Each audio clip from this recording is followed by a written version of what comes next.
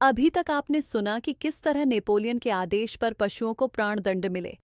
इसके बाद पूरा पशुबाड़ा डर और सदमे में डूबा है। क्या कभी वो दिन आएगा जब पशु उस आज़ादी और सुख शांति को महसूस करेंगे जिसके लिए उन्होंने इंसानों के खिलाफ बगावत की थी? क्या अब भी उम्मीद बची है या नेपोलियन बन चुका है एक नया तानाशाह? आगे क्या होता है जानने के लिए आइए सुनते हैं जॉर्ज ऑरवेल के दिल छूने वाले उपन्यास एनिमल फार्म की आगे की कहानी में, जो आज भी हमारी दुनिया की सच्चाई को उजागर करती है।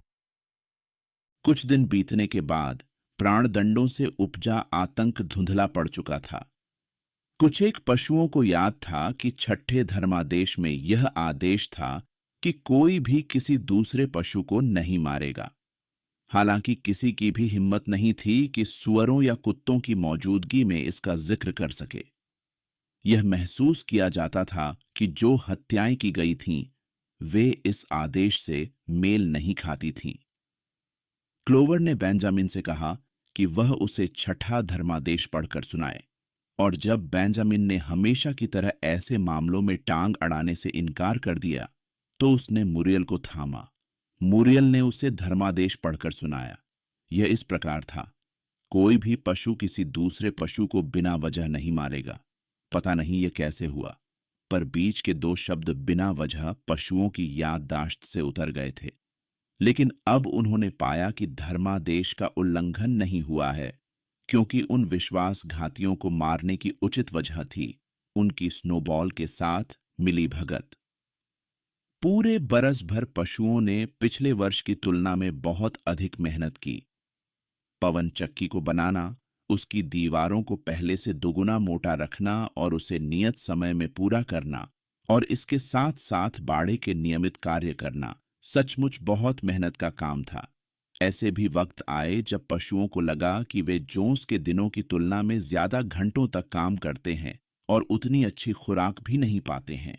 रविवार की सुबह स्क्वीलर अपने पैर में कागज की एक लंबी सूची थामे आता और उसमें से उन्हें वे आंकड़े पढ़कर सुनाता, जिनसे सिद्ध होता कि हर श्रेणी के खाद्यान्न उत्पादन में 200%, 300% या 500% जैसी भी स्थिति हो, वृद्धि हुई है। पशुओं के पास उस पर अविश्वास करने का कोई कारण नहीं था, खासकर इसीलिए कि उन्हें बगावत से पहले की स्थिति धुंधली सी याद थी। इसके बावजूद कभी कभी उन्हें लगता कि आंकड़ों से ज्यादा अच्छा होता अगर उनके पास खाना ज्यादा होता। अब सारे आदेश स्क्वीलर या किसी अन्य सुअर के जरिए जारी किए जाते। नेपोलियन 15-15 दिन तक सार्वजनिक रूप से नहीं दिखता। जब भी आता, उसके साथ न केवल कुत्तों की फौज होती, बल्कि अब उसके आगे आगे एक काला मुर्गा चलता, जो नेपोलियन का बिगुल बजाने वाला बन गया था। जब भी नेपोलियन बोलता, उससे पहले यह मुर्गा कुकड़ू कू की बांग लगाता। यह पता चला कि फार्म हाउस में भी नेपोलियन दूसरों से अलग एक विशेष अपार्टमेंट में रहता है। वह अकेले भोजन करता है। हर समय 2 कुत्ते उसकी सेवा में खड़े रहते हैं। वह महंगे crown derby dinner service set में खाना खाता है, जो ड्राइंग रूम की कांच की अलमारी में रखा गया था। यह भी घोषित किया गया कि अब से 2 वर्षगांठों के अतिरिक्त नेपोलियन के जन्मदिन पर भी बंदूक दागी जाएगी। अब नेपोलियन को सिर्फ नेपोलियन नहीं कहा जाता था, अब उसे औपचारिक रूप से हमारे नेताजी कॉमरेड नेपोलियन कहकर पुकारा जाता। सुअर उनके लिए नित्य नई उपाधियां गढ़ते रहते, जैसे सब पशुओं के पिता, मानव जाति के आतंक, भेड़ों के रक्षक, चूजों के सखा आदि।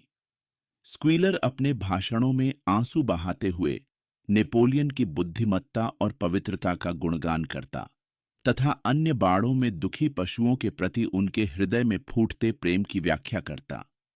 यह सामान्य बात हो गई थी कि किसी भी सफलता या सौभाग्य का श्रेय नेताजी कॉमरेड नेपोलियन को दिया जाता। अक्सर एक मुर्गी दूसरी से कहती, हमारे नेताजी के मार्गदर्शन में मैंने 6 दिन में 5 अंडे दिए हैं। या 2 गायें तलैया में पानी पीती हुई कहती, पानी का स्वाद कितना अच्छा है, इसका श्रेय नेताजी को जाता है। बाड़े की आम भावनाओं को एक कविता कॉमरेड नेपोलियन में अभिव्यक्त किया गया था। इसकी रचना मिनिमस ने की थी। अनाथों के पिता, खुशियों का जैसे फूटे सोता, सम्राट सुअरों के, खाने की बाल्टी के, ओ पिता, कैसे मेरी आत्मा खुशी पाती जब मैं आपको देखता। शीतल और प्रभावशाली आपके नयन जैसे चमके सूर्य नभ में। हे कॉमरेड नेपोलियन, आप ही तो सबको देने वाले, जो आपके समस्त प्राणी चाहते। दिन में 2 बार भर पेट खाना, साफ पुआल पर सोना, हर प्राणी छोटा या बड़ा सोता आराम से अपने थान में पड़ा। सबको देखते रहते आपके नयन, कॉमरेड नेपोलियन। काश मेरा कोई घेंटुला होता, इससे पहले कि वह बड़ा हो जाता, पिंट बोतल या बेलन की तरह लुढ़कना सीख जाता। कैसे बने निष्ठावान और सच्चा आपके प्रति। जी हां, उसकी पहली घुर्र घुर्र यही होती, कॉमरेड नेपोलियन। नेपोलियन ने इस कविता को अनुमोदित कर दिया और इसे बड़े बखार में 7 धर्मादेशों के परे दीवार पर अंकित करवा दिया। इसके नीचे प्रोफाइल में नेपोलियन की एक तस्वीर लगाई गई, जिसे स्क्वीलर ने सफेद रंग से रंगा था। इस बीच विम्पर की एजेंसी के माध्यम से नेपोलियन फ्रेडरिक और विल्किंगटन के साथ जटिल समझौतों में उलझा हुआ था। इमारती लकड़ी का चट्टा अभी भी बेचा नहीं गया था। दोनों में से फ्रेडरिक इसे पाने के लिए ज्यादा आतुर था, लेकिन वह उचित दाम देने के लिए तैयार नहीं था। साथ ही साथ नई अफवाहें भी फैलने लगी थीं कि फ्रेडरिक और उसके आदमी पशु बाड़े पर हमला करने की योजना बना रहे हैं। फ्रेडरिक को पवनचक की फूटी आंख नहीं सुहाती थी, वह उसे भी नष्ट कर देने वाला था। ऐसा पता चलता था कि नेपोलियन का पिंचफील्ड बाड़े की तरफ ज्यादा झुकाव है। गर्मियों के दौरान पशु यह सुनकर सचेत हो गए कि 3 मुर्गियों ने आगे बढ़कर कबूल किया है कि स्नोबॉल से प्रेरणा पाकर वे नेपोलियन को मारने के एक षड्यंत्र में शामिल हुई थीं। उन्हें तत्काल प्राणदंड दे दिया गया और नेपोलियन की सुरक्षा के लिए और चौकसी बरतनी शुरू कर दी गई। रात के वक्त 4 कुत्ते उसके बिस्तर की निगरानी करते। बिस्तर के चारों कोनों पर एक एक कुत्ता खड़ा रहता। पिंकी नाम के एक छोटे से सुअर को यह जिम्मेदारी सौंपी गई कि वह नेपोलियन के खाने से पहले उसका सारा खाना छक्कर देखे कि कहीं उसमें जहर तो नहीं मिलाया गया है। लगभग इन्हीं दिनों यह सुनने में आया कि नेपोलियन ने इमारती लकड़ी के चट्टे मिस्टर विल्किंगटन को बेचने की व्यवस्था कर ली है। वह पशुबाड़े और फॉक्सवुड के बीच कुछ एक उत्पादों के आदान प्रदान के लिए भी एक नियमित करार करने वाला है। नेपोलियन और विल्किंगटन के बीच संबंध हालांकि सिर्फ विम्पर के जरिए ही जोड़े जाते थे, फिर भी अब उनमें दोस्ताना सा हो गया था। एक मनुष्य के रूप में विल्किंगटन पर पशुओं को भरोसा नहीं था, लेकिन वे उसे फ्रेडरिक की तुलना में बहुत मान देते थे। फ्रेडरिक से उन्हें डर और नफरत दोनों थे। गर्मियों के बीतते बीतते और पवनचक्की के पूरा होने का वक्त नजदीक आने के साथ साथ भारी घातक हमले की अफवाहें और अधिक पुष्ट होती चली गईं। यह बताया जाता कि फ्रेडरिक उनके खिलाफ शस्त्रों और बंदूकों से लैस 20 आदमी लाने की सोच रहा है। उसने मजिस्ट्रेट और पुलिस की पहले ही मुट्ठी गर्म कर दी है, ताकि एक बार पशुबाड़े के स्वामित्व के कागजात उसके हाथ आ जाने के बाद वे कोई सवाल न उठाए। इतना ही नहीं, पिंचफील्ड से दिल दहला देने वाली खबरें छनकर बाहर आ रही थीं कि किस तरह फ्रेडरिक अपने पशुओं पर जुल्म ढाता है। उसने अपने एक बूढ़े घोड़े को कोड़े मार मार कर खत्म कर दिया है। वह अपनी गायों को भूखा मारता है। उसने अपने एक कुत्ते को भट्ठी में डालकर भून डाला है। वह शाम के वक्त अपने मुर्गों की टांगों में रेजर ब्लेड के धारदार टुकड़े बांधकर उन्हें लड़वाता और मजे लेता है। जब पशु अपने कॉमरेड पर इस तरह के जुल्म ढाए जाने की बातें सुनते तो गुस्से से उनका खून खौलने लगता। कई बार वे चीखते चिल्लाते कि उन्हें इस बात की अनुमति दी जाए कि वे एक साथ झुंड बनाकर जाएं, पिंचफील्ड बाड़े पर हमला करें, मनुष्यों को निकाल बाहर करें और पशुओं को आजाद करा दें। लेकिन स्क्वीलर उन्हें समझाता बुझाता कि वे उतावलेपन से इस तरह की कार्रवाई न करें और कॉमरेड नेपोलियन की कूटनीति पर भरोसा रखें। यह सब होने के साथ साथ फ्रेडरिक के खिलाफ दुर्भावना तीखी बनी रही। रविवार की एक सुबह नेपोलियन बखार में उपस्थित हुआ और उसने स्पष्ट किया कि उसने कभी भी किसी वक्त लकड़ी फ्रेडरिक को बेचने के बारे में नहीं सोचा था। उसने बताया कि इस तरह के धूर्तों से लेन देन करना वह अपनी तौहीन समझता है। कबूतरों को जो बगावत की चिंगारियां फैलाने के लिए अभी भी भेजे जाते थे, अब मना कर दिया गया कि फॉक्सवुड में कहीं भी न उतरें।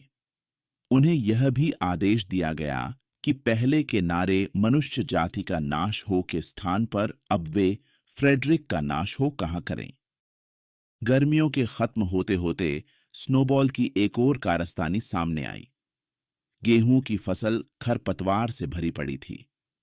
ये पाया गया कि किसी रात आकर स्नोबॉल ने गेहूं के बीजों में खरपतवार के बीज मिला दिए थे।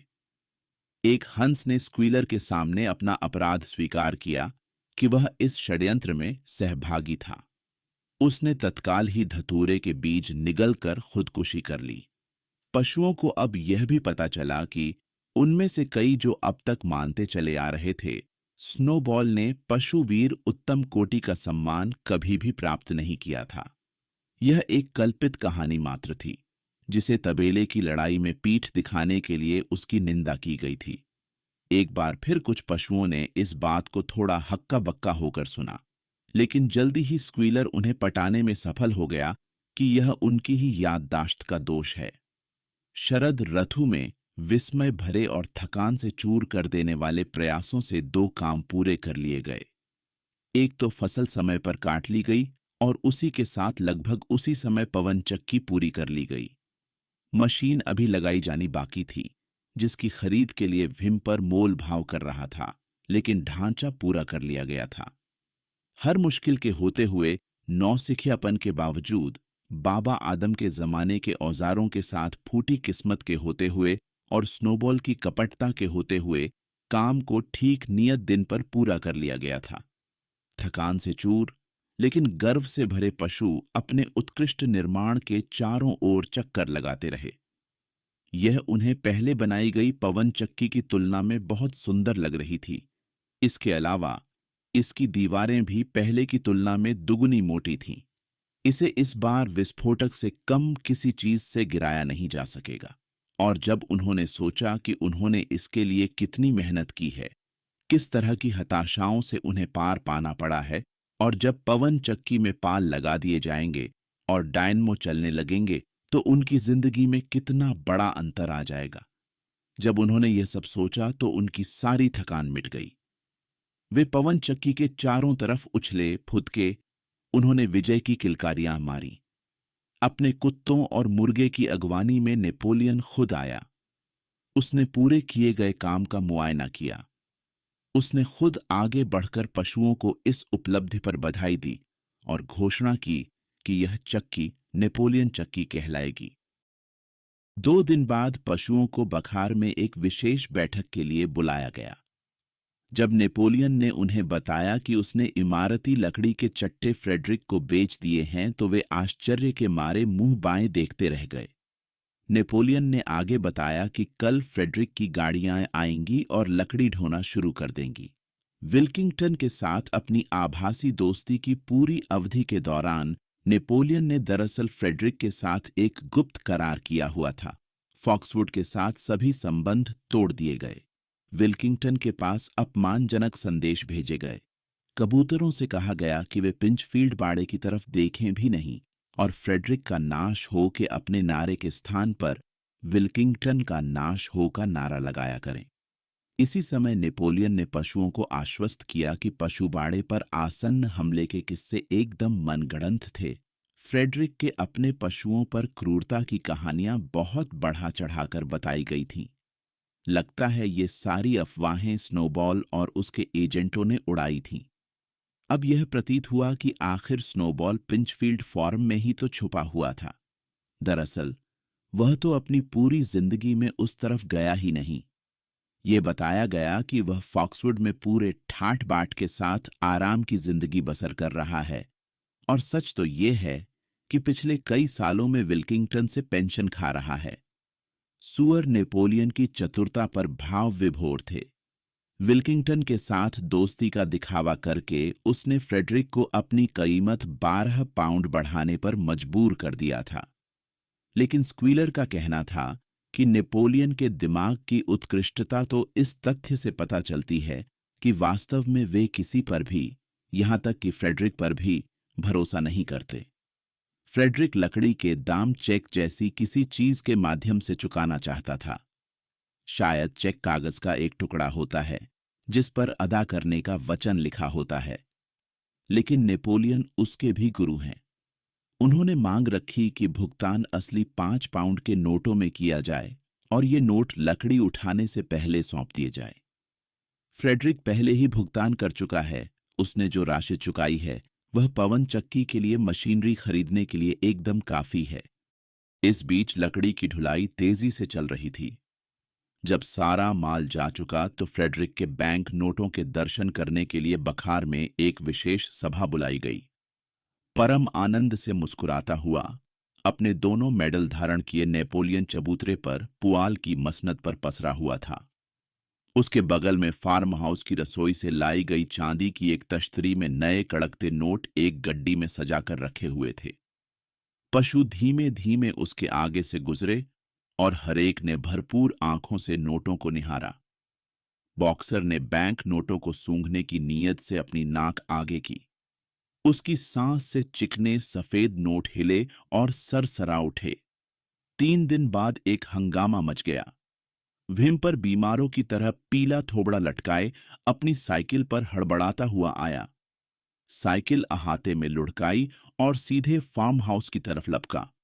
अगले ही क्षण नेपोलियन के अपार्टमेंट में से गुस्से से भरी चीत्कार सुनाई दी। जो कुछ हुआ था उसकी खबर जंगल की आग की तरह बाड़े में फैल गई। बैंक नोट नकली थे। फ्रेडरिक ने सारी लकड़ी मुफ्त में हथिया ली थी। तो फ्रेडरिक ने भी पशुओं को धोखा दे दिया। अब नेपोलियन आगे क्या करेगा? क्या फ्रेडरिक को इसके लिए सजा मिलेगी या पशुओं को गुमराह करने की ये भी नेपोलियन की कोई चाल है? पशुओं का दुर्भाग्य आखिर कब और कैसे खत्म होगा, जानेंगे अगले वीडियो में, जिसका लिंक मैं आई बटन और नीचे डिस्क्रिप्शन में पब्लिश करूंगी। अपनी राय कमेंट करें, वीडियो को लाइक और शेयर करें, चैनल को सब्सक्राइब करना न भूलें। मुझे यानी आकांक्षा को दीजिए इजाजत। नमस्कार।